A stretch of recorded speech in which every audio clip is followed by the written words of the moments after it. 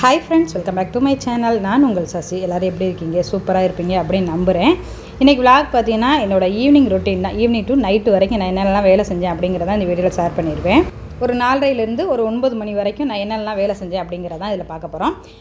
அன்றைக்கி driving class போயிட்டு வந்துட்டு ஈவினிங் போல் டீ போட்டு தான் குடிச்சிக்கிட்டு இருந்தேன். டீயை அடுப்பில் வச்சுட்டு நான் வத்தல் போட்டிருந்தேன், உங்களுக்கு ஷார்ட்ஸில் சொல்லியிருப்பேன். அந்த வத்தல் நல்லா காஞ்சி இருந்துச்சு. சரின்ட்டு அதை கொஞ்சம் 2 நாள் வெயிலில் தட்டிலே போட்டு காய வச்சுருந்தேன். அதுவுமே நல்லா காஞ்சிருச்சு, பார்த்தீங்கனாலே தெரியும்.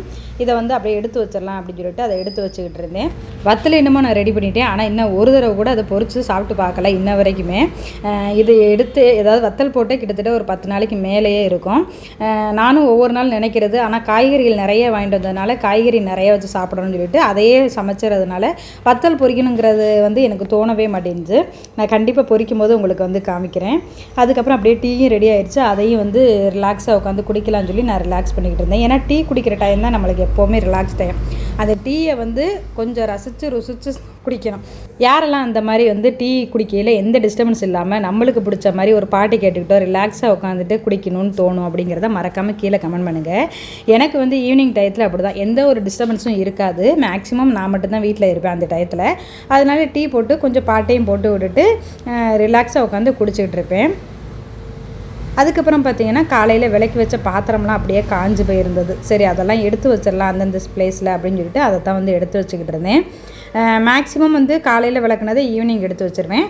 ஈவினிங் அதாவது நைட்டு விளக்கி வைக்கிறத காலையில் சமையலாம் முடிச்சதுக்கப்புறம் தான் எடுத்து வைப்பேன்.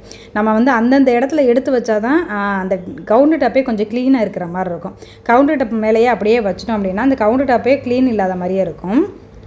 அதெல்லாம் எடுத்து வச்சு முடிச்சுட்டு அப்படியே கேஸ்ட் அயர்ன் குக்கர்லாம் இருக்கு இல்லையா, அந்த பாத்திரம் அதெல்லாம் பார்த்திங்கன்னா சீசனிங் பண்ணி வச்சலாம்னு சொல்லி அதெல்லாம் பண்ணிக்கிட்டு இருக்கேன். இது கேஸ்ட் அயர்ன் தவா ஸ்கில்லெட்டு. இன்னொன்று இப்போ காமிக்கிறேன் இல்லையா, இது நார்மலான இரும்பு பாத்திரம் தான். இதுவுமே நல்லா யூஸ் பண்ணுறேன். ஏன்னா இது பூரி பொரிக்கிறதுக்கு, வத்தல் பொரிக்கிறதுக்கு, இது மாதிரி எந்த இதுக்குமே அதை நல்லா யூஸ் பண்ணிக்கிட்டு இருக்கேன். இது ரெண்டையும் பார்த்திங்கன்னா வாங்குறது பெருசு கிடையாது எதுவுமே. அதை பராமரித்து வச்சுக்கிறது தான் ரொம்ப முக்கியம். அதனால் அதில் ஆயில் அப்ளை பண்ணி எடுத்து வச்சுட்டேன். அதுக்கப்புறம் ஈவினிங் ஸ்நாக்ஸுக்கு என்ன செய்யலான்னு ரொம்ப நேரம் யோசித்தேன். என் மைண்டில் ஒன்றுமே தோணலை. சரி, டக்குன்னு நம்மளுக்கு இருக்கவே இருக்குது கேப்பமாவு. அதை வச்சு இனிப்பு ரொட்டி மாதிரி ரெடி பண்ணிடலாம் அப்படின்னு சொல்லிட்டு அதுதான் ரெடி பண்ணுறேன். பாப்பாவுக்கு அது ரொம்ப பிடிக்கும், என் ஹஸ்பண்டுக்கும் பிடிக்கும். அதனால் ரொம்ப இல்லாமல் ஆளுக்கு ஒரு ரொட்டி அந்த மாதிரி ரெடி பண்ணிக்கலாம் அப்படின்னு சொல்லிட்டு 2 கப்பு மாவு எடுத்து நான் வெள்ளைப்பாகு ஆல்ரெடி ரெடிமேடாக வச்சுருக்கிறதுனால டக்குன்னு எடுத்து யூஸ் பண்ணிக்கலாம். தேங்காய் துருவி போட்டு கொஞ்சம் சால்ட்டு போட்டு வெள்ளைப்பாகை ஊற்றி நல்லா இந்த மாதிரி பிசைஞ்சு எடுத்துக்கிட்டே கொஞ்சம் லூஸாகவே பிசைஞ்சுக்கணும். அப்போ தான் இந்த ரொட்டி உங்களுக்கு உடையாமல் நல்லா வரும். இதை கரெக்டாக 3 உருண்டைக்கு தான் நான் ரெடி பண்ணேன். கரெக்டாக 3 ரொட்டி எனக்கு வந்துடும். இதை ஒரு கண்ணாடி கவரில் கொஞ்சம் ஆயில் அப்ளை பண்ணிவிட்டு இந்த உருண்டையை சின்ன சின்ன ரொட்டியாக அதாவது ரொம்ப தின்னாகவும் தேய்ச்சிடக்கூடாது, ரொம்ப திக்காகவும் இருக்கக்கூடாது. கரெக்டாக வெள்ளவில் தட்டிட்டு அப்படியே தோசை தவாவில் போட்டு 2 பக்கம் எண்ணெய் ஊற்றி சுட்டு எடுத்துட்டோம்னாக்க சூப்பராக இனிப்பு ரொட்டி ரெடி. கடையில் போய் ஆகாத ஏதாவது ஒரு ஸ்நாக்ஸை வாங்கி சாப்பிட்றத விட வீட்லேயே கொஞ்சம் டைம் எடுத்து நம்ம ஹெல்த்தியாக எதுனாலும் செஞ்சு கொடுக்கலாம். இது வீட்டிலே என்னென்ன ஸ்நாக்ஸ் செய்யலாம் அப்படின்னு சொல்லிட்டு நான் ஆல்ரெடி ஒரு வீடியோ போட்டிருந்தேன். அதோட லிங்க்கு நான் ஐக்கான்லேயே கொடுக்குறேன், எண்டு கார்ட்லேயும் வைக்கிறேன், செக் பண்ணி பாருங்கள். ரொம்ப ஹெல்த்தியாக பசங்களுக்கு செஞ்சு கொடுக்கலாம். அது செஞ்சு வச்சுட்டு நான் ஒன்று எடுத்து சாப்பிட்டுட்டு பாப்பாவுக்கும் என் ஹஸ்பண்டுக்கும் வச்சுட்டேன், அவள் வர்ற டைங்கிறதுனால. அதுக்கப்புறம் காஞ்ச துணி இருந்தது, காலையில் மிஷின் போட்டு விட்டுருந்தேன்னா அது நல்லா காஞ்சிருச்சு. சரி, கையோடு அதையும் எடுத்து மடித்து வச்சிடலாம் அப்படின்னு சொல்லிட்டு அதுதான் மடிச்சுக்கிட்டு இருக்கேன். துணி துவைக்கிறது ரொம்ப ஈஸி தான். இப்போல்லாம் வாஷிங் மிஷின் இருக்கிறதுனால கையில் துவைக்கிறது வேணால் கஷ்டம்னு சொல்லலாம். வாஷிங் மிஷின் இருக்கிறதுனால ரொம்ப ஈஸியாக போயிடுது. ஆனால் அந்த துவைச்ச துணியை எடுத்து மடித்து அந்தந்த பிளேஸில் எடுத்து வைக்கிறதுங்கிறது பெரிய வேலையாக இருக்குது. நான் இப்போ ஓரளவுக்கு கரெக்டாக தான் வச்சுக்கிட்டு இருக்கேன். என்றைக்கு எனக்கு மூடு இல்லையோ அன்றைக்கி கண்டிப்பாக வைக்க மாட்டேன், அப்படியே போட்டுருவேன். பாப்பா வந்தோன்னே அவளை எடுத்து வைக்க சொல்லுவேன். அந்தந்த இடத்துல வச்சுட்டா நம்ம அதை தேட வேண்டிய அவசியம் இருக்காது. அதனால் அதை மடித்ததோடு அந்தந்த இடத்துல வச்சுட்டேன். பாப்பா வந்தோன்னே அவளுக்கு ரொட்டியை கொடுத்துட்டேன். சாப்பிட்டுட்டு அவளும் டியூஷனுக்கு கிளம்பிட்டா. அதுக்கப்புறம் பார்த்திங்கன்னா நைட்டு டின்னருக்கு சப்பாத்தி செய்யலாம் அப்படின்னு சொல்லிட்டு அதுதான் ரெடி பண்ணிக்கிட்டு இருக்கேன். ஏன்னா மாவு இல்லை, இட்லி மாவு. அதனால டக்குன்னு நம்மளுக்கு செய்யக்கூடியது சப்பாத்தி தான். சப்பாத்தி எங்கள் வீட்டில் எல்லாருக்குமே ரொம்ப பிடிக்கும். அதாவது இட்லி தோசையை விட சப்பாத்தி ரொம்ப பிடிக்கும். அதுக்கப்புறம் இட்லி தோசை அந்த மாதிரி தான் இருக்கும். அதனால் சப்பாத்தி போடலாம்னு சொல்லி மாவு பிசைஞ்சு எடுத்து வச்சுட்டேன். குருமா வந்து பார்த்திங்கன்னா இன்றைக்கி நூல்கோல் வந்து நிறையா இருந்தது.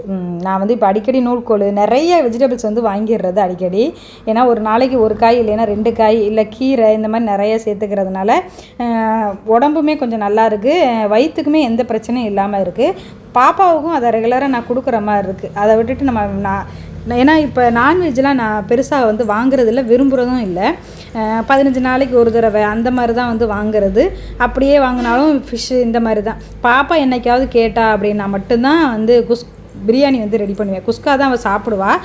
அதனால அவள் கேட்டால் மட்டும்தான், அதுவும் கடையில் வாங்கி கொடுக்காம ஒரு 1/2 கிலோ 1/4 கிலோ அளவுக்கு வாங்கினாலே வீட்டிலையே ரெடி பண்ணிடலாம். அந்த மாதிரி அவளுக்கு போட்டு கொடுப்பேன். அதனால் இப்போ காய்கறி நிறையா வாங்கி வச்சுக்கிறது, என்னென்ன காய்கறி எப்படி சேர்க்கலாமோ அந்த மாதிரி வந்து நிறைய சேர்த்துக்கிறது. இப்போ அதாவது பீட்ரூட்டு கேரட்டு இதெல்லாம் பார்த்திங்கன்னா பாப்பா சுத்தமாக சாப்பிட மாட்டாள். பச்சையாக கேரட்டு மட்டும் கூட சாப்பிடுவா, அதுவும் நம்ம சொல்லணும் அப்போ தான் எடுத்து சாப்பிடுவாள். அதே வந்து இப்போ டெய்லி ஜூஸாக எடுத்துக்கிறது. கேரட்டு பீட்ரூட்டு நெல்லிக்காய் இதெல்லாமே போட்டு ஜூஸ் வந்து நான் ரெடி பண்ணிடுறது ரெகுலராக. அதனால் அதை சாப்பிட்ருவா. சப்பாத்தியில் கீரையை வந்து போட்டுறது, அதாவது பசங்க வந்து எந்த காய்கறியை சாப்பிட்லையோ அதை வந்து நம்ம அதுக்கு தகுந்த மாதிரி ரெடி பண்ணி கொடுத்துட்டோம்னாக்கா ஈஸியாக வந்து சாப்பிட்ருவாங்க. இன்றைக்கி நூல்கோல் போட்டு குருமா தான். அதுக்கு வந்து ஒரு மசாலா தான் ரெடி பண்ணிக்கிட்டு இருந்தேன். தேங்காய், சோம்பு, 2 முந்திரி பருப்பு போட்டு நல்லா நைஸாக அரைச்சி எடுத்துகிட்டு வந்துருங்க. வெங்காயம், நூல்கோல், தக்காளி இதெல்லாமே கட் பண்ணி எடுத்து வச்சுருக்கேன். இப்போ எல்லா இடத்துலையுமே கேஸ் தட்டுப்பாடு வந்து இருக்குது. அதனால் முடிஞ்ச வரைக்கும் நம்ம சின்ன அடுப்பு தான் ரொம்ப பயன்படுத்தணும். அதுவும் குக்கரில் சமைச்சறது இன்னுமே பெஸ்ட்டுன்னு நான் சொல்லுவேன். ஏன்னா பாத்திரத்தில் வைக்கும் போது கொஞ்சம் கூட டைம் எடுக்கும் எது வேகிறதுனாலும். அதே குக்கரில் வந்து டக்குன்னு வச்சிடலாம். ஒரு விசிலோ 2 விசிலோ வச்சு எடுத்துட்டோம்னாக்கு சூப்பராக வந்து ரெடி ஆயிரும். நான் மேக்ஸிமம் இப்போ அப்போ தான் வந்து எல்லாத்தையுமே ரெடி பண்ணுறது. நான் ஆல்ரெடி ஒரு வீடியோவும் போட்டிருந்தேன், கேஸ் வந்து எப்படி ரொம்ப நாளைக்கு வந்து வரும் அப்படின்னு சொல்லிட்டு. அந்த வீடியோட லிங்க்கும் வந்து கீழே வந்து டிஸ்கிரிப்ஷனில் கொடுக்குறேன், எண்டு கார்ட்லேயும் வைக்கிறேன், செக் பண்ணி பாருங்கள். டக்குன்னு பெரிய அடுப்பை பயன்படுத்துறதை விட சின்ன அடுப்பு பயன்படுத்தும் போது ரொம்ப ஈஸியாக இருக்கும். அதுவும் விறகடுப்பில் சமைக்கிறவங்களுக்காக இருந்தால் பிரச்சனையே கிடையாது. எனக்கு வந்து விறகடுப்பில் சமைக்கிறது ரொம்ப பிடிக்கும். முன்னாடியெல்லாம் விளாக்லேயே நான் ஷேர் பண்ணியிருப்பேன். இப்போ வந்து விறகு என்கிட்ட இல்லை, வாங்கி வேணால் யூஸ் பண்ணலாம். எனக்கு அந்தளவுக்கு வந்து தட்டுப்பாடாக இல்லை. அது என்கிட்ட இருக்கிறதோட இண்டக்ஷனையும் வச்சு நான் யூஸ் பண்ணுறதுனால பெருசாக ஒன்றும் எனக்கு வந்து தெரியலை. பட்டை, சோம்பு இதெல்லாம் போட்டு கருவேப்பிலையெல்லாம் தாளித்து வெங்காயம் தக்காளி போட்டு வதக்கிட்டு நூட்கோலையும் போட்டு வதக்கிடுங்க. இதில் வந்து மிளகாத்தூள் போட்டு மஞ்சத்தூள் போட்டு நல்லா வேக வச்சு எடுத்துக்கோங்க. ஒரு விசில் விட்டு எடுத்துக்கலாம். அதுக்கப்புறம் நம்ம அரைச்சி வச்ச இதையும் போட்டு நல்லா கொதிக்கிறதுக்கப்புறம் மல்லித்தலையை கட் பண்ணி எடுத்துட்டா சூப்பராக வந்து நூட்கோல் குருமா வந்து ரெடி ஆயிரும். இப்படியே சைடில் வந்து சப்பாத்தி வந்து தேய்ச்சிக்கிட்டு இருக்கேன். நான் பாப்பா வந்து டியூஷன் விட்டு வர்ற டைம் பார்த்திங்கன்னா கொஞ்சம் டைம் ஆகும், ஒரு 8:30 மணிக்கு மேலே தான் ஆகும். அதனால அதுக்குள்ளே நம்ம போட்டு வச்சிடலான்னு சொல்லி நான் வந்து போட்டுக்கிட்டு இருக்கேன். சப்பாத்தி, அதுக்கப்புறம் தோசை, இந்த மாதிரி ஐட்டத்தை நம்ம வந்து அவாய்ட் பண்ணிக்கிறது நல்லது. நான் ஏற்கனவே சொல்ல மாதிரி எனக்கு வந்து தட்டுப்பாடாக இல்லை, அதனால நான் வந்து யூஸ் பண்ணுறேன். அதோட வீட்டில் இருக்கிறதும் ஆள் வந்து 3 பேர் தான். அதனால் ஆள்கள் வீட்டில் வந்து நிறைய பேர் இருக்கீங்க அப்படின்னா இந்த சப்பாத்தி போடுறது, தோசை ஊற்றுறது, அடிக்கடி டீ போடுறது இதெல்லாம் அவாய்ட் பண்ணிக்கிறதுமே ரொம்ப நல்லது. முடிஞ்ச வரைக்கும் அந்த மாதிரி ட்ரை பண்ணிங்கன்னா கேஸ் வந்து உங்களுக்கு ரொம்ப நாளைக்கு வரும். சப்பாத்தி வந்து இந்த சம்மருக்கு அதுக்கும் கிச்சனில் நின்று சமைக்கிறதுக்கு கொஞ்சம் கஷ்டம், அதோட சூடாக சாப்பிட்றதுக்கும் வேலை இல்லை. அதனால் போட்டு வச்சிட்டோம்னாக்கும் வந்தவுடனே சாப்பிட்றது கரெக்டாக இருக்குங்கிறக்கா இங்கே குருமாவும் ரெடி பண்ணிவிட்டேன், சப்பாத்தியும் போட்டு வச்சுட்டேன். கரெக்டாக வந்து பாப்பாவும் என் ஹஸ்பண்டும் வந்துட்டாங்க. வந்ததுக்கப்புறம் டிஃபன் எல்லாருமே சாப்பிட்டு முடிச்சிட்டோம். அப்படியே கையோடு வந்து பாத்திரம்லாம் வாஷ் பண்ணிடலான்னு சொல்லி இதை பண்ணிக்கிட்டு இருக்கேன். நைட்டு வந்து எல்லா வேலையும் முடிச்சுட்டு பாத்திரம் விளக்குறதுங்கிறது கொஞ்சம் அலுப்பான ஒரு விஷயமாக தான் இருக்கும். ஆனால் ரொம்ப டைம் எடுக்காது. மிஞ்சி போனால் ஒரு 10 நிமிஷம் இல்லைன்னா ஒரு 15 நிமிஷம் தான் ஆகும். அந்த டயர்டோடு நம்ம விளக்கிட்டோம் அப்படின்னா காலையில் எழுந்திரிச்சு வரும்போது நல்லா ரெஃப்ரெஷ்ஷாக இருக்கும். அப்படி இல்லை போட்டுட்டு படுத்துருவோம், காலையில் எழுந்திரிச்சு விளக்கிக்கலாம் அப்படின்னு நினைக்கும் போது அப்படியே எந்திரிச்சு வரும்போது காலையிலே டென்ஷனாக இருக்கிற மாதிரி இருக்கும். ஏன்னா நான் அதை நிறைய டைம் ஃபீல் பண்ணியிருக்கேன். அதனால் முடிஞ்ச வரைக்கும் இப்போல்லாம் வந்து நைட்டு எவ்வளோ நேரம் ஆனாலும் பாத்திரத்தை விளக்கி வச்சுட்டு தான் படுக்கிறது. அது விளக்கி முடிச்சுட்டு கவுண்டர் டாப்பு, அடுப்பு, டைல்ஸு எல்லாமே வந்து க்ளீன் பண்ணிவிட்டு அதுக்கப்புறம் தான் நான் படுக்கவே போவேன். ஏன்னா இதெல்லாமே முடிச்சு வச்சாதான் காலையில் எழுந்திரிச்சு சமைக்கிறதுக்கு ஈஸியாக இருக்கும். இப்போ நிறைய பசங்களுக்கு லீவ் விட்டுருப்பாங்க, சில பசங்களுக்கு எக்ஸாம் நடந்துக்கிட்டு இருக்கும். எங்கள் வீட்டில் பார்த்திங்கன்னா பாப்பாவுக்கு ஆஃப் டே தான் ஸ்கூல், அதுவும் மத்தியானம் எக்ஸாம் தான் நடந்துக்கிட்டு இருக்குது. நீங்கள் இந்த வீடியோ பார்க்கும் போதே அவளுக்கு 3/4 எக்ஸாம் வந்து முடிஞ்சிருச்சு, இன்னும் ஒரு எக்ஸாம் மட்டும் தான் பாக்கி இருக்குது. அதனால் காலையில் கொஞ்சம் லேட்டாக எழுந்திரிச்சு தான் சமையல் வந்து பண்ணுறேன். கொஞ்சம் லேட்டாக எழுந்திரிச்சாலும் வாக்கிங் போயிட்டு வந்துட்டு சமையல் பண்ணுறதுக்கு எனக்கு கரெக்டாக இருக்கும். ஏன்னா என் ஹஸ்பண்டுக்கு கொடுத்து விடணுங்கிறதுக்காக பால் காய்ச்சி சூடாக வச்சுருக்கேன் குடிக்கிறதுக்காக. பாதாம் பிசின் ஊற போட்டு வச்சுருக்கேன் காலையில் ஜூஸ் போட்டு குடிக்கிறதுக்காக. இப்போ எல்லாமே க்ளீன் பண்ணி முடிச்சாச்சு. பார்க்குறதுக்கே ரொம்ப நீட்டாக இருக்குது. ஓகே ஃப்ரெண்ட்ஸ், இதோட இந்த வீடியோ நான் முடிச்சுக்கிறேன். இந்த வீடியோ உங்களுக்கு பிடிச்சிருச்சுன்னா என்னோட சேனலை சப்ஸ்கிரைப் பண்ணி சப்போர்ட் பண்ணுங்கள். இதே மாதிரி வேறு ஒரு இன்ட்ரெஸ்டிங்கான வீடியோட நெக்ஸ்ட் வீடியோவில் மீட் பண்ணலாம். அது வரைக்கும் பாய்.